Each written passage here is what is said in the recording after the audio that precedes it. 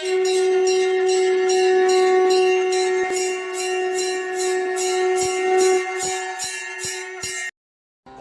ஸ்ரீ குருப்யோ நம.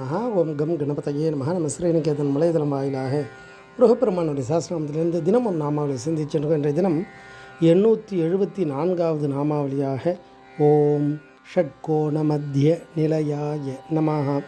முருகப்பெருமான் இந்த நாமாவளி அறுகோணம் அமைந்த எந்திரத்தில் இருப்பவருக்கு நமஸ்காரம் அப்படின்னு வர்ணிக்கிறது. அதாவது முருகப்பெருமானுடைய யந்திரம் எப்படி இருக்கும் அப்படின்னா 6 கோணம் கொண்ட யந்திர வடிவமாக இருக்கும். அதில் அவருடைய சரவண பவ அப்படின்னு சொல்லக்கூடிய அந்த ஷடக்ஷரம் எழுதியிருக்கும்.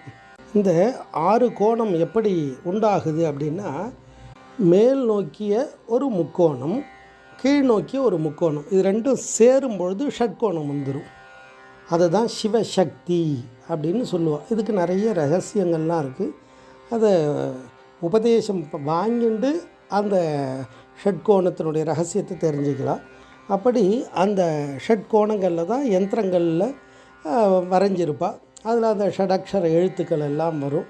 சிதம்பர சுவாமிகள் அந்த ஷட்கோணத்தில் விசேஷமான அந்த சரவண பவ மந்திரங்களை எழுதி அதில் சத்ரு சம்ஹார யந்திரத்தை எழுதியிருக்கார் அழகாக. அதாவது சரவண பவ, ரவண பவச, நபவ சரவ, பவசரவண, வனபவசர அப்படின்னு அந்த ஷடக்ஷரமானது மாறி மாறி வந்து அந்த அக்ஷரங்களுடைய அந்த எழுத்துக்கள் அடங்கியதுக்கு தான் யந்திரம்னே பேர்.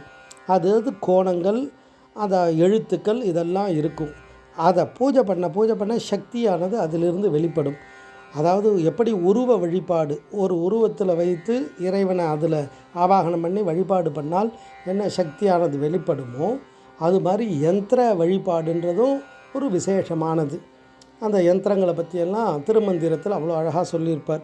ஒவ்வொரு யந்திரங்கள் எப்படி இருக்குது, அந்த யந்திரங்களை எப்படி எழுதணும், இதெல்லாம். அது மாதிரி இந்த 6 கோண வடிவமுடையது முருகப்பெருமானுடைய யந்திரம்.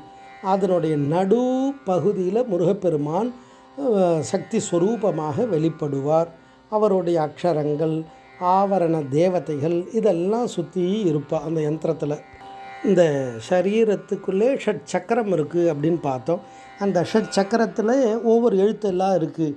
மூலாதாரத்தில் ச அப்படின்னு 4 எழுத்து இருக்குது அப்படின்னா பார்த்தோம். அது மாதிரி அந்த 6 சக்கரத்தில் 51 எழுத்துமே இருக்கும். அந்த 51 எழுத்து உள்ள அந்த 6 சக்கரங்களுக்கு இந்த சரீரத்துக்குள்ளே இடம் இருக்குது.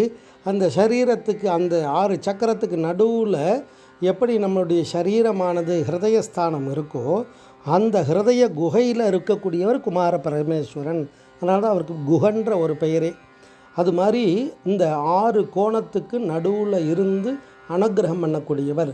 யந்திரங்களாக வழிபாடு பண்ணும்போது அவர் நடுவில் இருந்து அனுகிரகம் பண்ணுவார் அப்படின்ற ரகசியத்தை சொல்லக்கூடிய மந்திரம் தான் இந்த நாமாவளி. ஓம் ஷட்கோண மத்திய நிலையாய நமஹ. ஸ்ரீ குருப்யோ நமஹ. ஓம் சும் சுப்பிரமணியாய நமஹ.